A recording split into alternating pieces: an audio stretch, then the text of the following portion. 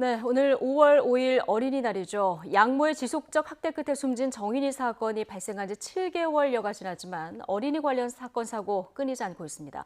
코로나19 이후 아동학대 신고 건수가 오히려 늘었다는 통계도 나오고 있는데요. 관련 소식 두 분과 정리해 보겠습니다. 장윤미 변호사 그리고 이웅혁 건국대 경찰학과 교수 두 분 나오셨습니다. 어서 오십시오. 네, 안녕하세요. 예.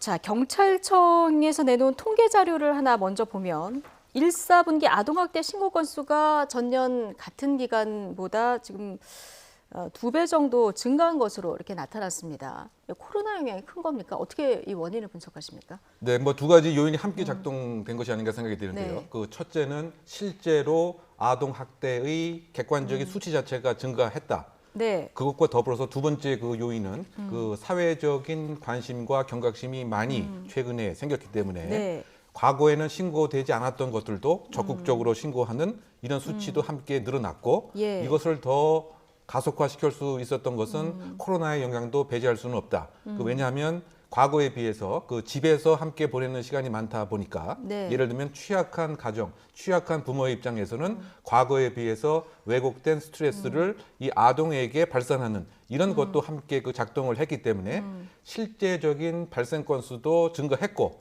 또 예. 코로나 영향이 이것을 더 가속화시켰고요.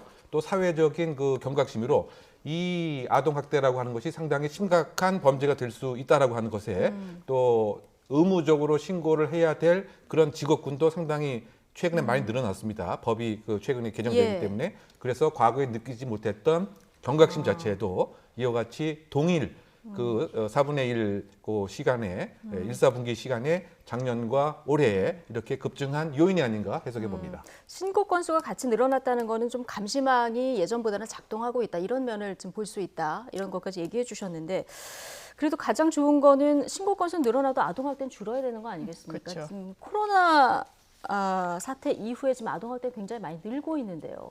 어떻게 보고 계십니까? 사실 이제 신고 의무자도 상당히 많이 늘어났기 때문에 예. 신고 건수가 늘어났다고 보일 수도 있는데 말씀하신 것처럼 코로나19로 이제 아이들이 학교에 이제 가지 않는 시간이 늘면서 또 학대에 노출되는 왜냐하면 거의 아동학대의 70% 이상이 친부모로부터 가해지는 예. 경우입니다. 그렇기 때문에 그것도 하나의 요인으로 작동한 것 같고 또 코로나19로 지금 생계 그리고 가정 형편이 상당히 어려워진 가정들이 많습니다.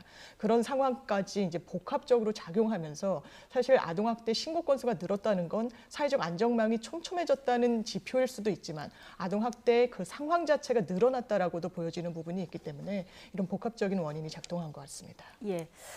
자, 뭐 대책들이 조금 더 촘촘히 마련돼야 될 텐데요. 구체적인 사건 얘기를 좀 하나 해보겠습니다. 자, 인천에서 학대에 시달리다가 영양결핍으로 숨진 10살 여아 사건. 어제 첫 재판이 열렸는데요. 검찰이 내놓은 수사 결과를 보면 학대가 좀 지속적으로 이루어졌다 이런 정황들이 나왔어요. 네, 그렇습니다. 이제 그 당사자 입장에서는 소위 말해서 방임과 유기한 것은 인정을 하지만 소위 말해서 그 학대를 통해서 사람을 살해하려고 하는 이런 것은 전혀 없었다. 이런 입장으로 이제 부인하고 있는데요. 예. 그 행태들을 보게 되면 그런데 상당 부분 문제점들이 많은 것으로 우리가 읽힙니다. 예. 그 왜냐하면 대소변을 못 본다고 하는 이제 이 이유 때문에 예. 그 훈육이라고 하는 목적으로 아마 이와 같은 행위를 한 것으로 일단 주장을 하는 것 같습니다만 옷을 다 벗긴 상태에서 찬물로 그야말로 공격 행위를 한 것과 다름이 없는 것이죠. 뿐만이 그 아니고 소위 말해서 그 이와 같은 이 행위를 하는 상태에서 급격한 결과가 생겼음에도 불구하고 그 과정에서 예. 이 그 계부는 바깥 공간에서 게임에 이제 몰두하고 있었다고 하고 점도 검찰이 그 밝혔습니다. 아이가 죽어가는 그 과정에서. 네. 예. 그래서 사실은 이 지속적인 그 학대가 계속 반복이 되어 있었고요. 중복 학대가 있었던 것 같습니다. 이와 같은 예. 물리적 학대, 정서적 학대, 방임까지. 왜냐하면 그 국과수의 소견 결과 사망의 원인은 미상이지만 이 사망 당시에 그야말로 음식물이 하나도 없었다. 즉 장기에 예. 말이죠. 네. 이것은 상당 기간에 걸쳐서 영양 실조가 하나의 원인이 됐다고 하는 이런 점도 사망의 원인으로 보고 있는 것인데요. 예. 지금처럼 물리적인 학대, 즉 찬물을 이용해서 또 바깥에서 이렇게 게임만 하고 있는 이런 모습, 더군다나 제대로 밥도 안 주는 이런 모습, 이런 것들이 다 이제 복합이 되었고요. 더군다나 이와 같은 일이 생기고 나서는 적어도 부모의 입장에서는 빨리 응급 조치를 네. 취함이 인지상정이고 원칙인데 예. 소위 증거인멸을 하려고 하는 시도도 있었던 것으로 생각이 듭니다. 네. 즉 35차례 이상의 폭행을 했는데 이때 옷걸이 등을 많이 사용한 것 같습니다.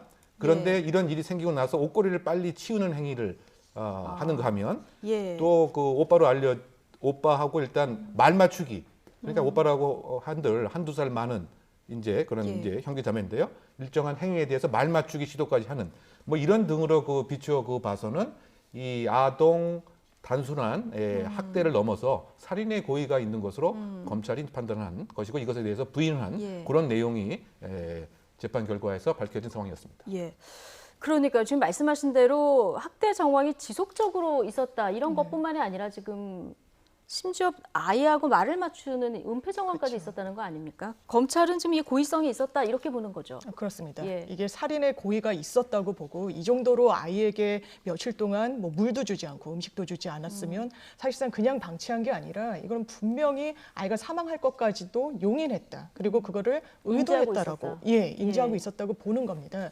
그런데 이 계부 같은 경우에 그렇지 않다라고 이야기하는 건 사실 아동학대 치사와 살인죄 이 법정형에 있어서는 큰 차이는 없습니다. 이제 5년 이상 이제 실형 선고가 가능하고 다만 살인죄 같은 경우에는 이제 사형 선고가 가능하지만 아동학대 치사 같은 경우에는 사형 선고는 불가능하고 무기징역까지 선고 가능한 그런 부분이 있지만 이건 법정형의 문제고 실제로 이게 재판을 받게 되면 사실상 아동학대 치사로 기소가 됐던 사건은 한 기본 10년 정도가 나오는데 반해서 살인죄로 이 아동을 사망하게 이르게 했다라고 인정을 받으면 한 30년형까지 나옵니다.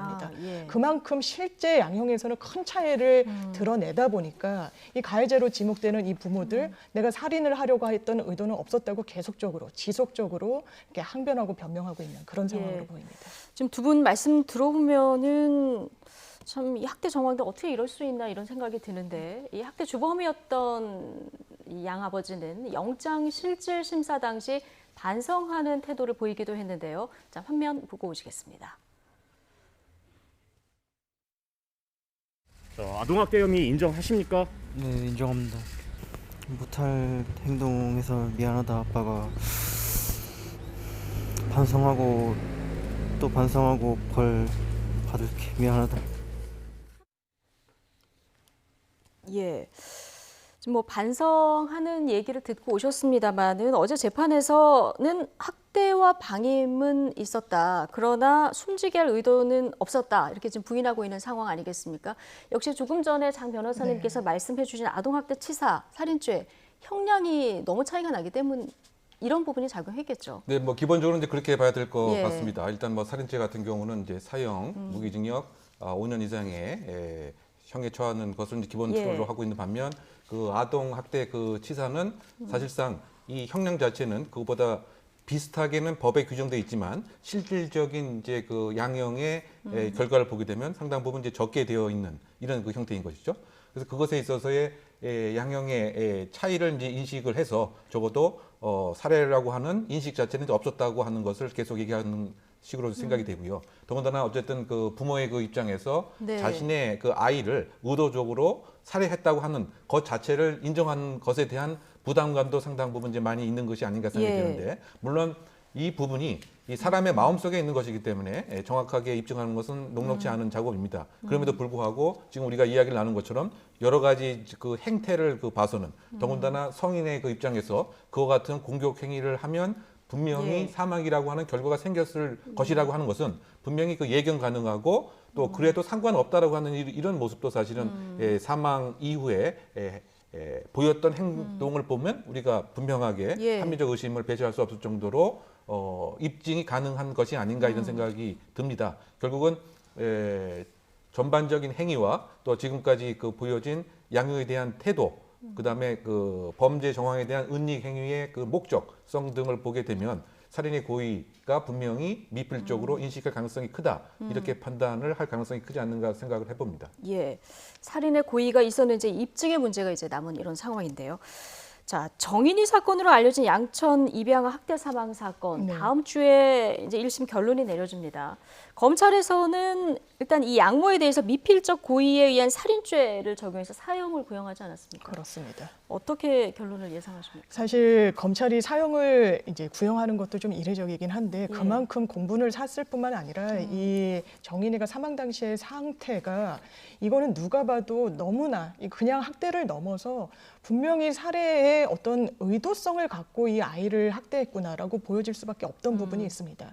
다만 지금 이제 한국에서 살인 뭐 등등의 어떤 중범죄를 저지르더라도 이제 사형을 선고하는 경우는 거의 없기 때문에 아마 예. 무기징역을 선고할 가능성이 높아 보이는데 최근에도 뭐 최신종이라고 이제 연쇄살인을 저질렀던 그 항소심에서도 재판부가 사형이 아닌 무기징역형을 선고하면서 무기징역은 문제는 이제 가석방이 가능하다는 부분이 있기 때문에 이런 중범죄를 저지른 사람에게는 가석방이 없는 이런 무기징역을 선고할 수 있도록 입법부가 결단을 해야 된다라고 이제 판시를 한 적이 있습니다. 그렇기 때문에 실제로 엄벌에 처하고자 한다면 그리고 그로써 예방 효과를 의도하고자 한다면 가석방 없는 무기징역 등등의 어떤 대책도 이 국회가 마련해야 되는 거 아닌가 이런 생각이 듭니다. 예.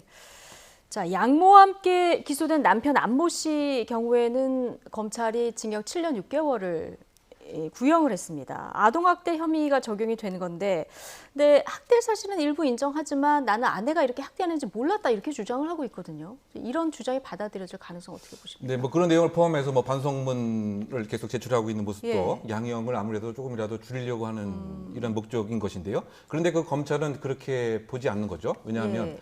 지금까지 확보된 여러 가지 그 직간접적인 증거, 더군다나 이 그 양모 양부 사이에 나누었던 카톡의 그 내용을 이렇게 우리가 보게 되면 사실 그 방송에서 얘기하기 좀 쉽지 않을 정도로 이 그 아이를 그야말로 귀찮은 존재, 또 때에 따라서는 그냥 물건 같은 존재, 또 때에 따라서는 아무렇게도 해도 되는 존재로서 표현한 내용들이 상당 부분 양자간에 그 있습니다.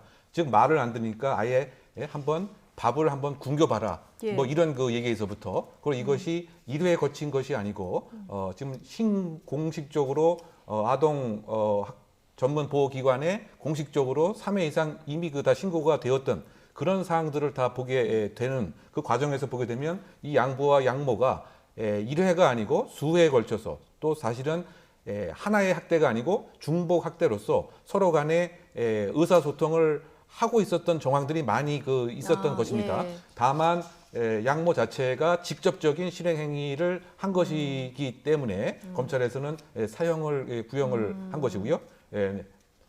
양 부의 입장에서는 직접 실행 행위를 하지 않았지만 적어도 이와 같은 정황 정도는 알고 있었을 개연성이 카톡 등의 증거로 분명히 나와 있기 때문에 예. 나는 몰랐다라고 이제 부인을 하고 또 그 양모도 그와 같은 일부의 내용을 방송문에 또 적은 것 같은데 이것이 사실은 보여진 객관적인 자료에 의해서는 전혀 예. 맞지 않는 얘기이기 때문에 예. 알고 있었다고 검찰은 보고 있는 것이죠. 예.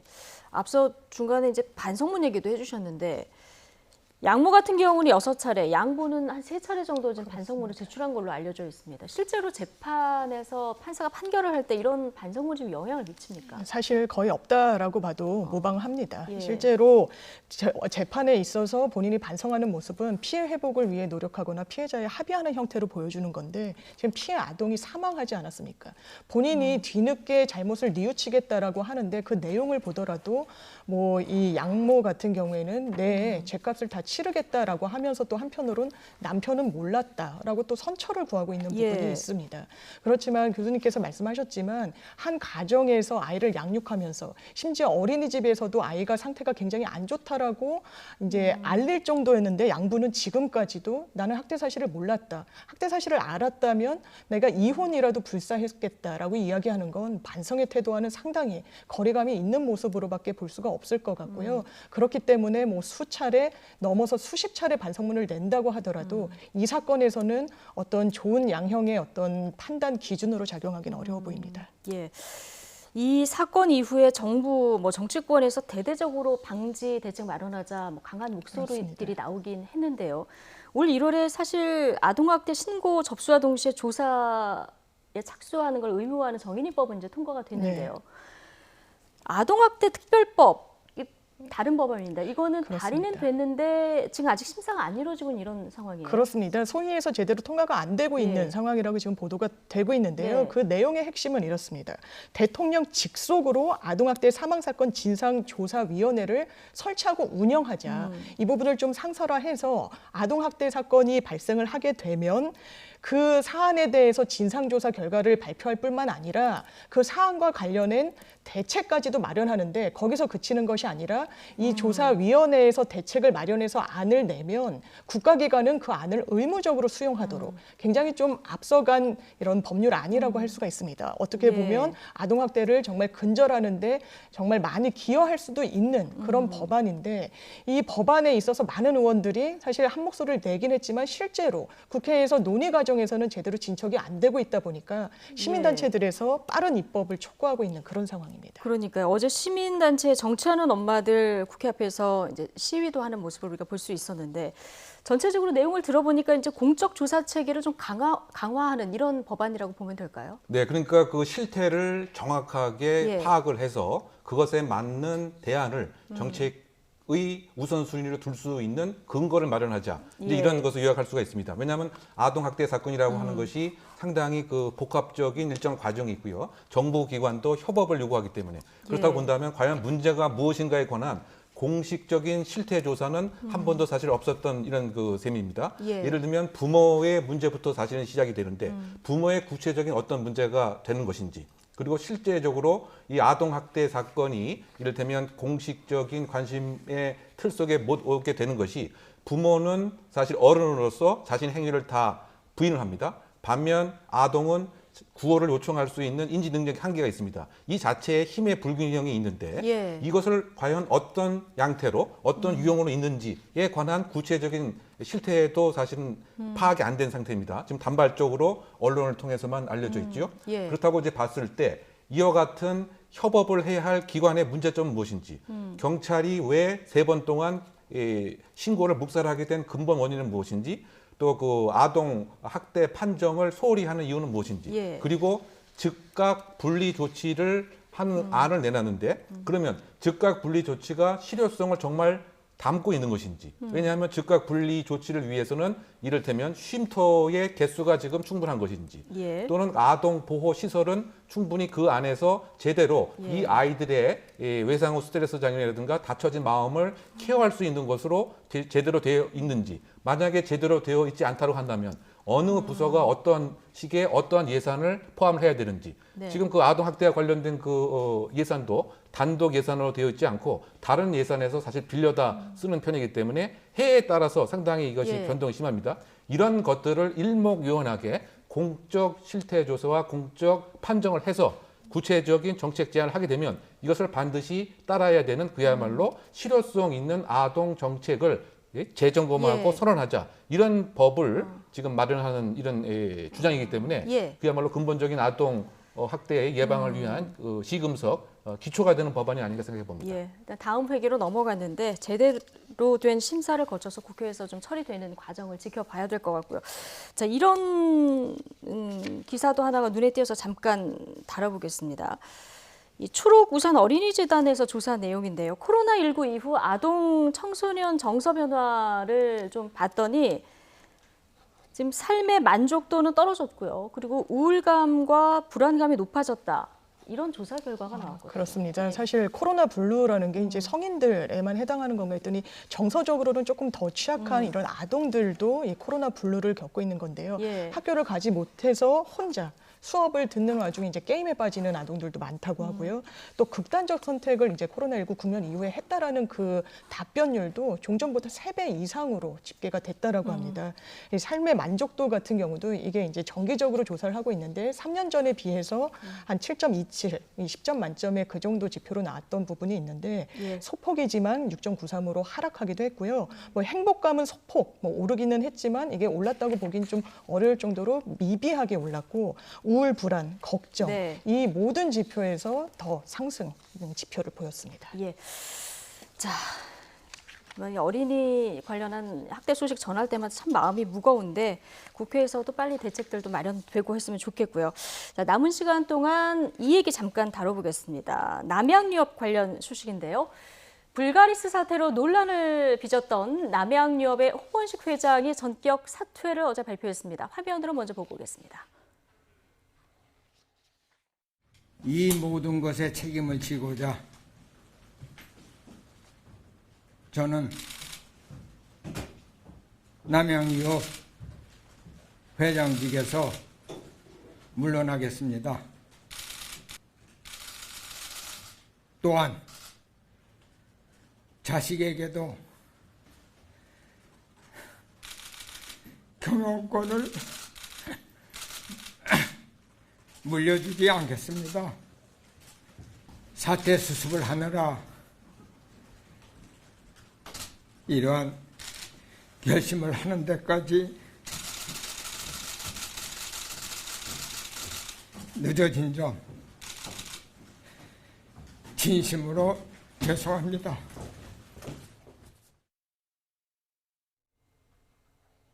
예. 자, 90도로 고개를 숙이고 눈물까지 흘리는 모습 보고 오셨는데요. 지금 남양유업 불가리스가 항바이러스 효과가 있다 이런 연구교사 발표 이후에 식약처 고발이 있었고 경찰 압수수색도 있었고 정말 논란의 3주가 지났습니다. 지금 홍원식 회장이 전격 회장직 사퇴하겠다 이런 발표를 하긴 했는데 여론이 여전히 좀 싸늘한 이런 느낌입니다. 이건 뭐 그동안 누적된 논란이 좀 영향이 있는 걸까요? 네, 일단 그런 누적된 예를 들면 그 사례들을 우리가 그 예. 기억을 반추해 보면 뭐 2013년도였죠. 그 남양유업이 소위 말해서 잘 안 팔리는 제품들을 지역에 있는 대리점에 그야말로 강매하는 밀어넣기식의 예. 이와 같은 이제 그 이른바 갑질의 그 형태가 있었다고 하는 이런 점들도 그 있었던 것이고요. 예. 또 그 2013년 6월인데 그 당시에 이제 여직원이 이를테면 결혼을 하게 되면 소위 말해서 휴가도 안 보내주고 임금도 깎이고 계약직으로 하는 이런 그 기업 이미지에 대해서 상당히 그 뭐랄까요? 갑질 기업 또는 불통 경영 뭐 예. 이런 것이 계속 있었던 차에 또 외조카의 그 황모 씨가 사실은 그 마약 사건에 그 연루가 되고 예. 또 그 작년 같은 경우는 경쟁 그 사이에 예를 들면 비난을 하는 이런 댓글들을 이렇게 보내는 이런 것에도 이 황 회장이 그 관련되어 있기 때문에 소위 말해서 그 불통 경영이라고 하는 이미지 자체가 계속 있는 이런 상태에서 네. 이번에 지금 사과의 그 변을 보게 되면 그렇다고 해서 예를 들면 내부 통제라든가 쇄신으로 보여질 수 있는 이런 후속 대책이라든가 이런 거 없이 그냥 막연하게 뭐 사과만 한다 이러다 예. 보니까 소비자 입장에서는 이것은 진정한 사과가 아니고 새로운 기업 경영을 위한 대책이 없다. 오너 리스크는 여전히 그 존재하는 것이 아니냐 이런 측면에서 여론은 여전히 싸늘한 것이 아닌가 이렇게 예. 평가가 됩니다.